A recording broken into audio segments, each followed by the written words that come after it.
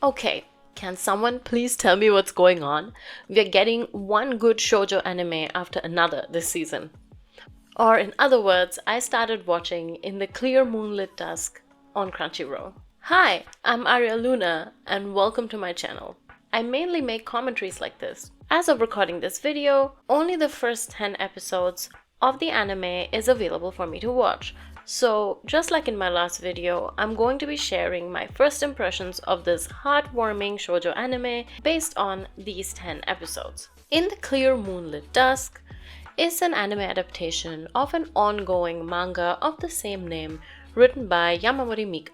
It is, in a lot of ways, our regular cutesy shoujo anime set in a high school setting that gives you a nostalgic glimpse into adolescent love that makes your heart flutter. You know, especially if you're an adult and those good old days feel far away in the past. But I digress. This anime critically engages with stereotypes and rigid beauty standards in an interesting way. It plays around with the ideas of masculinity and femininity and how these socio-culturally defined concepts really determine and shape our experiences in our youth, and how important it is to step outside of these categories because only we ourselves can decide how we perform our gender. The anime offers a beautiful, sensitive take on gender performance and reminds us that we shouldn't let other people's standards dictate our lives. And sometimes we need a little push from someone that cares about us, or to remind us that they love us for who we are. In the Clear Moonlit Dusk captures the sentiment quite well within its narrative of high school romance. Before I proceed any further, I would like to put out a disclaimer. As always, I try to keep it spoiler-free, but the following sections will contain spoilers depending on how far along you are in watching the show, so please take note of the chapters and the timestamps.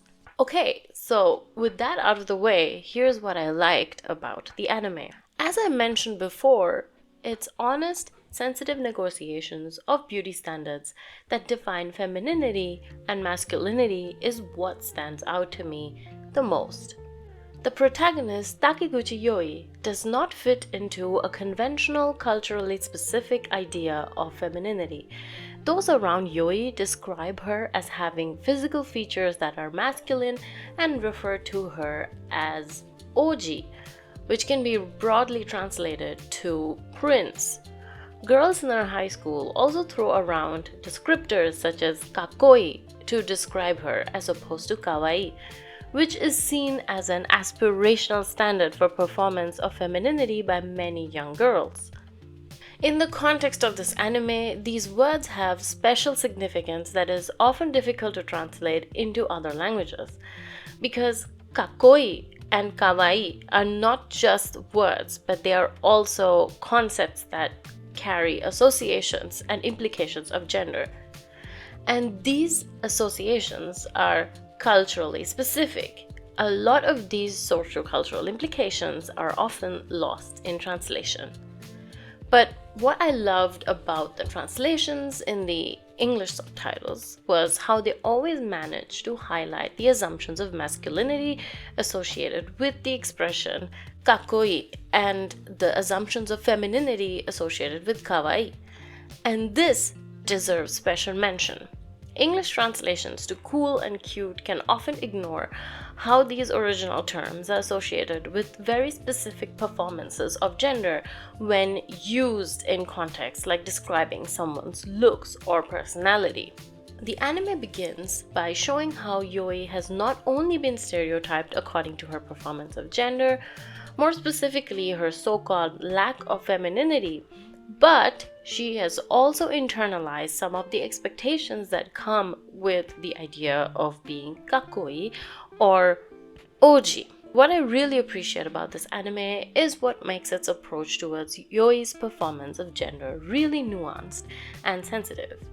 The anime really emphasizes on the fact that Yoi being quote-unquote beautiful in a masculine way is not a bad thing at all. It is just different, and that's all. It really makes space for Yoi to figure out for herself what she's comfortable with. Yoi is just a teenager trying to figure out who she is. It is of course made clear that she has been hesitant to interact with boys, mostly because they openly mistake her for being another boy and directly express that sentiment to her. And girls are either secretly crushing on her or they see her as a pretty boy BL protagonist. There's a funny moment where I ended up chuckling despite the implications. When Yoi starts interacting with the male lead of this anime, one of her best friends. She writes BL manga in her free time, by the way, and that's cool. Says that Yoi's romantic relationship with the male lead is going to be like BL or boys love. This is the anime's way of lightheartedly commenting on how ingrained these categories of distinctions are based on what is seen as masculine or feminine. I really liked our charming ikemen male lead Ichimura Kohaku and the way the relationship between the leads is written. Kohaku is Yoi's senior at school, and he is also referred to as Oji or Prince by everyone because he comes from a wealthy family. They both give each other a chance to grow and discover different sides of them.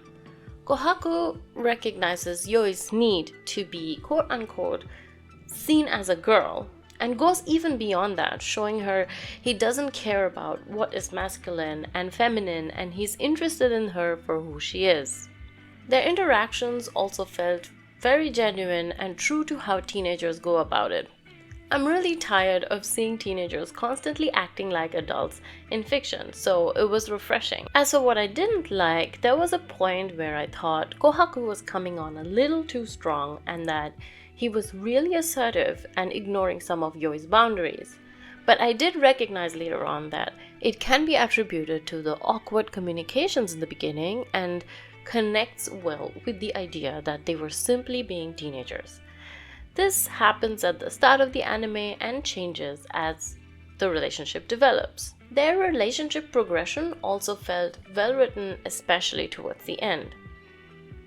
Maybe I'm alone in this, but I'm not a fan of romance genres always using a second love interest to introduce conflict. So I was kind of frustrated by the inclusion of Oji-kun. I guess it's just an integral aspect of the genre, so I have to deal with it. Overall, I really love the anime though, and I really like what it's doing. Again, this anime is ongoing and all the episodes are not accessible yet. As far as I know, there are 12 episodes scheduled for the season, so these are just my first impressions. I really enjoyed watching it so far, and I look forward to seeing where this goes. I hope you enjoyed this first impressions video. Let me know what you thought of the anime down below. If you like this video, please don't forget to give it a like and subscribe to my channel. I'm new to all of this, so it helps me a lot. Thanks for watching, and I'll see you in my next video. Bye!